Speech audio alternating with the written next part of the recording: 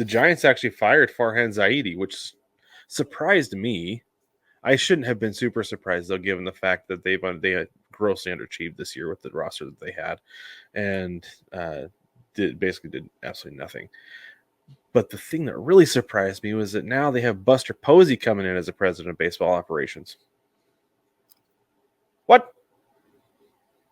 That's a surprising move, not because he's a Giants legend. It's a surprising move because typically these guys don't start out as president of baseball operations at the major league level. It's typically something you work your way towards. So it's interesting seeing him put in that slot. And I mean, this could go very well or this could go very bad. Yeah. So he's been around. He's been around the Giants.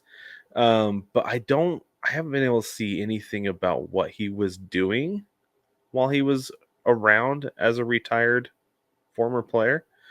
So I don't know I'm sure that he was working as like some kind of, I don't want to say like a consultant, but he was working with player development in some way, right? And that's something I always think about because there's a lot of former Phils who were on very big Phils teams who are consultants for the team. And what exactly do they actually do?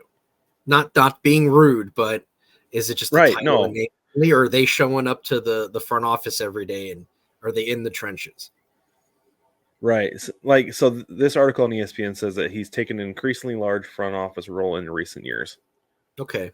We don't really know what that means, though. Is it just him being around? Like Ichiro, his role with the Mariners is like put on a uniform and go shag balls with the guys.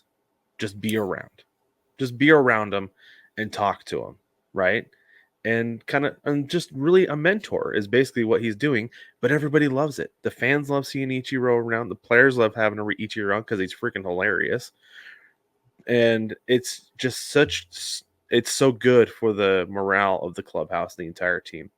Ken Griffey Jr. has been around, but he's also a very small minority owner. Dan Wilson has been around for a long time, working in player developments, mostly with the catchers, and now he's the manager. Right, so they've had a lot of former players around, and I'm curious. This is Seattle, and I'm curious if those roles are going to tick up now that you've got a former Mariner in the manager's office. And so I'm curious what Buster Posey is going to do as a president of baseball operations if he's going to bring in guys from those World Series runs and be like, hey, come in and mentor these young guys. Teach them what it takes to win. Teach them what it takes to be professionals, like just to take things to the next level. So I don't know. It's entirely possible. I kind of want to see how this plays out before I cast any true judgment. So maybe I'm a bit indifferent to it at the moment.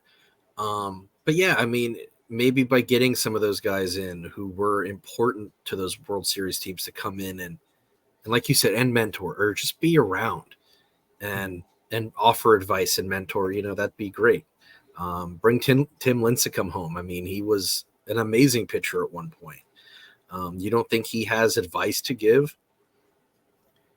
I think that would be amazing. Bring in Tim Lincecum and let him mentor some of those guys, especially as somebody who was counted out, discounted, and kind of cast aside until the Giants picked him up because everybody's like, he's got good stuff, but he's really, really small. And the Giants are like, we'll take a waiver on him, right? So, I don't know. He lost something. It's going to be interesting. He did. Yeah. And I wonder if the herb, if it was an absence of or a presence of that changed things. I don't know. But either way.